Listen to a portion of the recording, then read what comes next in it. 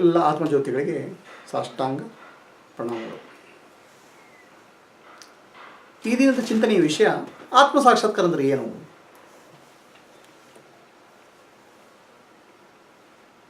ಈ ಆತ್ಮ ಅಂದರೆ ಏನು? ನಾವು ಮಾತಾಡುವಾಗ ಗಳಿಗೊಂದ್ಸಲ ಒಂದು ಶಬ್ದ ಉಪಯೋಗ ಮಾಡ್ತೀವಿ, ನಾನು ನಾನು ನಾನು ನಾನು ಅಂತ. ಏನು ಅಂದರೆ ನಾನು ನಿಜ, ನನಗೆ ಸಂಬಂಧಪಟ್ಟದ್ದು. ಆ ನನಗೆ ಆತ್ಮ ಅಂತ ಹೇಳೋದು. ನಾನು ಊಟ ಮಾಡಿದೆ, ನಾನು ತಿಂಡಿ ತಿಂದೆ, ನಾನು ಅಲ್ಲಿ ಹೋದೆ, ನಾನು ಇಲ್ಲಿ ಹೋದೆ, ನಾನು ಯುವಕ, ನಾನು ಮುದುಕ, ನಾನು ಗಂಡಸು, ನಾನು ಹೆಂಗಸು, ನಾನು ಯೋಚನೆ ಮಾಡ್ತಾಯಿದ್ದೇನೆ, ನಾನು ದುಃಖ ಪಡ್ತಾಯಿದ್ದೇನೆ, ನಾನು ಸಂತೋಷ ಪಡ್ತಾಯಿದ್ದೇನೆ. ಈ ನಾನು ನಾನು ನಾನು ದಿನಕ್ಕೆ ಎಷ್ಟು ಸಾರಿ ಯೂಸ್ ಮಾಡ್ತೀವಿ, ಉಪಯೋಗಿಸ್ತೀವಿ ನಾವು?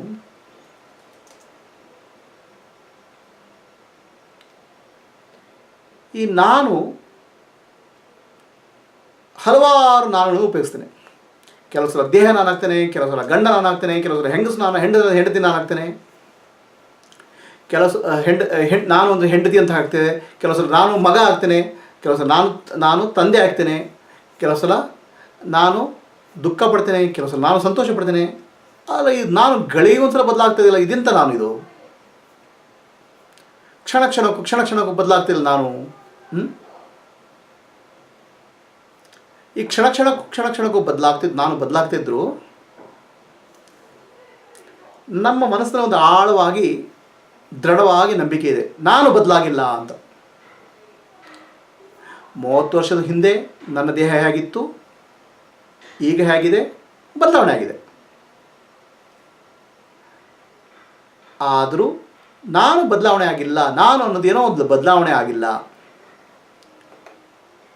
ಎಲ್ಲ ಬದಲಾವಣೆ ಆಗ್ತಾ ಇರುವ ವಸ್ತುಗಳ ಮಧ್ಯ ಬದಲಾಗದೇ ಇದ್ದದ್ದು ಏನೋ ಒಂದಿದೆ.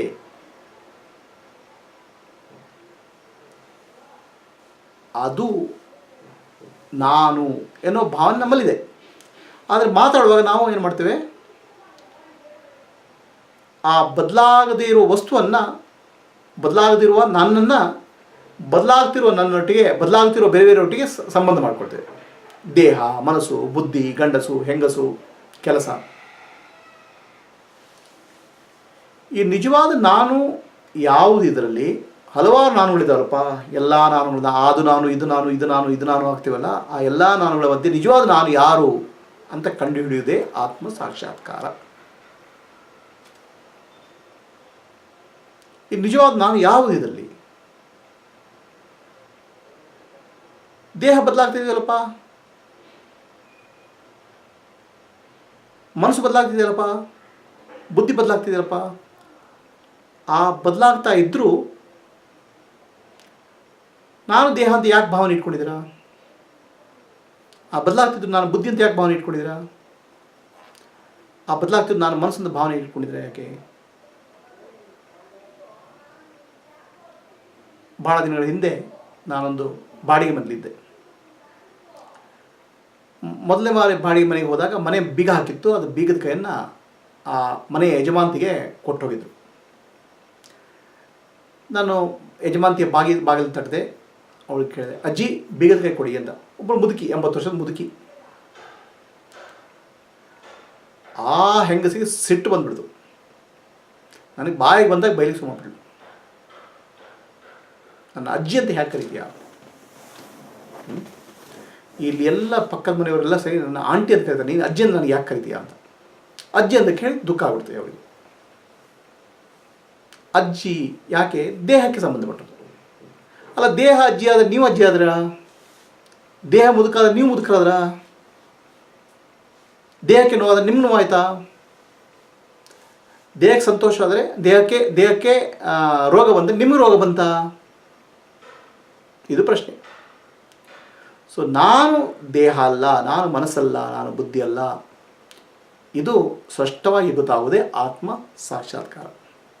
ಈ ದೇಹ, ಮನಸ್ಸು, ಬುದ್ಧಿಗಳಿಗಿಂತ ಬೇರೆಯಾದ ನಾನಿದ್ದೇನೆ, ಅದೇ ಸಾಕ್ಷಿ, ಅದೇ ಆತ್ಮ ಸಾಕ್ಷಾತ್ಕಾರ. ಅದನ್ನು ತಿಳ್ಕೊಳ್ಳೋದೇ ಆತ್ಮ ಸಾಕ್ಷಾತ್ಕಾರ. ನಾನು ಯಾವಾಗ ದೇಹ, ಮನಸ್ಸು, ಬುದ್ಧಿಯೊಟ್ಟಿಗೆ ಸೇರಿಕೊಂಡೆ, ಆವಾಗ ದೇಹ, ಮನಸ್ಸು, ಬುದ್ಧಿಗಳು ಏನಾಗುತ್ತೆ ನನಗೆ ಆದಾಗ ಆಗುತ್ತದೆ, ಅನುಭವಿಸ್ತದೆ. ಅದು ನಿಜವಾಗಿ ನೋಡಿದರೆ ಈ ದೇಹ ಮನಸ್ಸು ಬುದ್ಧಿ ನನಗೆ ಇದ್ದಾವೆ ಹೊರತು ನಾನು ದೇಹ ಮನಸ್ಸು ಬುದ್ಧಿ ಅಲ್ಲ. ಇದನ್ನು ಅರ್ಥ ಮಾಡಿಕೊಳ್ಳದೆ ಜ್ಞಾನ ಪಡ್ಕೊಳ್ಳದೆ ಆತ್ಮಜ್ಞಾನ, ಆತ್ಮ ಸಾಕ್ಷಾತ್ಕಾರ.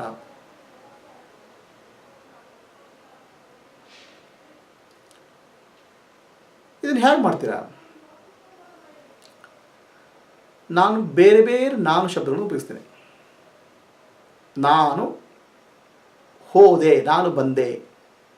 ಹೋಗೋದು ಬರೋದು ದೇಹಪ್ಪ. ನಾನು ಹೋಗ್ತದೋ ಬರ್ತದೋ? ದೇಹಕ್ಕೂ ನನಗೇನು ಸಂಬಂಧ? ನಾನು ದೇಹನೋ ಅಥವಾ ದೇಹ ನನಗಿದೆಯೋ? ಅದೇ ರೀತಿ ಮನಸ್ಸು, ನನಗೆ ದುಃಖ ಆಯಿತು ಅಲ್ಲ ಮನಸ್ಸಿಗೆ ದುಃಖ ಆಯಿತು, ಇದರಲ್ಲಿ ಯಾವುದು ಸತ್ಯ? ಮನಸ್ಸು ನನಗಿದ್ದು ಬೇರೆ ಆಗ್ಬಿಟ್ರೆ ನನ್ನ ಮನಸ್ಸಿಗೆ ದುಃಖ ಆಯಿತು ಅನ್ನೋದು ಸತ್ಯ. ನಾನೇ ಮನಸ್ಸಾಗ್ಬಿಟ್ರೆ ನನಗೆ ದುಃಖ. ನನಗೆ ತುಂಬ ಯೋಚನೆ ಆಗ್ತಾಯಿದೆ. ಯೋಚನೆ ಯಾರಿಗೆ ಆಗ್ತದೆ? ಬುದ್ಧಿಗಾಗಿ ಯೋಚನೆ ಆಗ್ತದೆ. ನಾನು ಮತ್ತು ಬುದ್ಧಿ ಬೇರೆ ಆದರೆ ಬುದ್ಧಿಗೆ ಯೋಚನೆ ಆಗೋದು ಗೊತ್ತಾಗ್ತದೆ. ಈ ನಾನು ಯಾರು, ದೇಹ ಮನಸ್ಸು ಬುದ್ಧಿಗಳು ಯಾವುದು, ಅದು ನಾನು ದೇಹ ಮನಸ್ಸು ಬುದ್ಧಿಗಳಿಂದ ಬೇರೆ, ಇದನ್ನು ತಿಳ್ಕೊಳ್ಳದೆ ಆತ್ಮ ಸಾಕ್ಷಾತ್ಕಾರ. ಇದು ಸ್ಪಷ್ಟವಾದ ಜ್ಞಾನ ಬರಬೇಕು. ನಾನು ಯಾರೆಂದು ತಿಳಿಯಬೇಕು. ಆವಾಗ ಜ್ಞಾನ ಬರ್ತದೆ. ನಾನೆಂಬುದು ನಾನಲ್ಲ. ಈ ದೇಹ ಮನ ಬುದ್ಧಿ ನಾನಲ್ಲ. ಸಚ್ಚಿದಾನಂದಾತ್ಮ ಶಿವನಾನು ನಾನೇ. ಶಿವೋಹಂ ಶಿವೋಹಂ. ನನ್ನ ಆತ್ಮಸ್ವರೂಪ, ಭಗವಂತನ ಸ್ವರೂಪ ಅಂತ ಜ್ಞಾನ ಬರ್ತದೆ. ಸೊ ನಾನು ದೇಹ, ನಾನು ಮನಸ್ಸು, ನಾನು ಬುದ್ಧಿ ಅನ್ನುವ ಭ್ರಮೆ ಬಿಟ್ಟು ನಾನು ಆತ್ಮ, ನಾನು ಆತ್ಮಸ್ವರೂಪಿ ಅನ್ನುವ ಅನುಭವವೇ ಆತ್ಮ ಸಾಕ್ಷಾತ್ಕಾರ.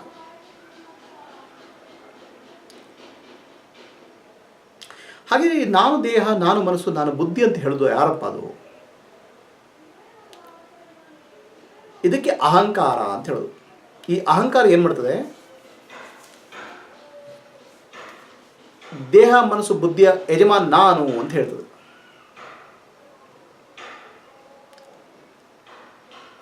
ದೇಹ ಮನಸ್ಸು ಬುದ್ಧಿ ಬದಲಾವಣೆ ಆಗ್ತಾಯಿದೆ, ಅದನ್ನು ತೆಗೆದುಕೊಳ್ತದೆ ಅದು ಅಹಂಕಾರ.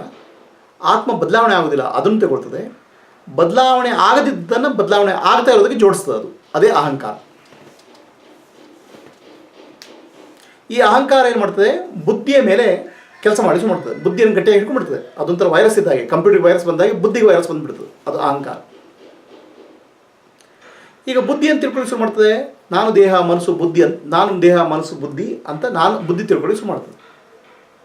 ಅಹಂಕಾರದ ಪ್ರಭಾವದಿಂದ ನಾನು ಆತ್ಮ ಅಂತ ಮರೆತು ಹೋಯಿತು, ನಾನು ದೇಹ ಮನಸ್ಸು ಬುದ್ಧಿ ಅಂತ ಹೇಳ್ಕೊಂಡ್ಬಿಡ್ತದೆ ಗಟ್ಟಿಯಾಗಿ.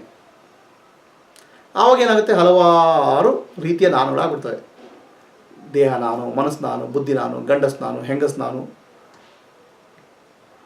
ಇವು ಎಲ್ಲವೂ ಕೂಡ ಎಲ್ಲ ನಾನು ನಾನು ನಾನು ಅಂತ ಹೇಳ್ತಿರಲ್ಲ ಯಾವುದು ನೀವು, ಯಾವುದು ನಿಜವಾದ ನಾನಲ್ಲ. ಅವೆಲ್ಲ ನಿಮ್ಮ ದೇಹಕ್ಕೆ, ಮನಸ್ಸಿಗೆ, ಬುದ್ಧಿಗೆ ಸಂಬಂಧಪಟ್ಟದ್ದು ಅಥವಾ ಪ್ರಪಂಚಕ್ಕೆ ಸಂಬಂಧಪಟ್ಟದ್ದು. ನಿಜವಾದ ನಾನು ಆತ್ಮಸ್ವರೂಪ.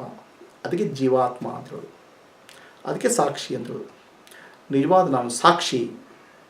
ಈ ದೇಹ ಬದಲಾಗ್ತಿರೋ ದೇಹ ಮನ ಬುದ್ಧಿ ಅಲ್ಲ ಅಂತ ತಿಳ್ಕೊಳ್ಳೋದೆ ಆತ್ಮ ಸಾಕ್ಷಾತ್ಕಾರ.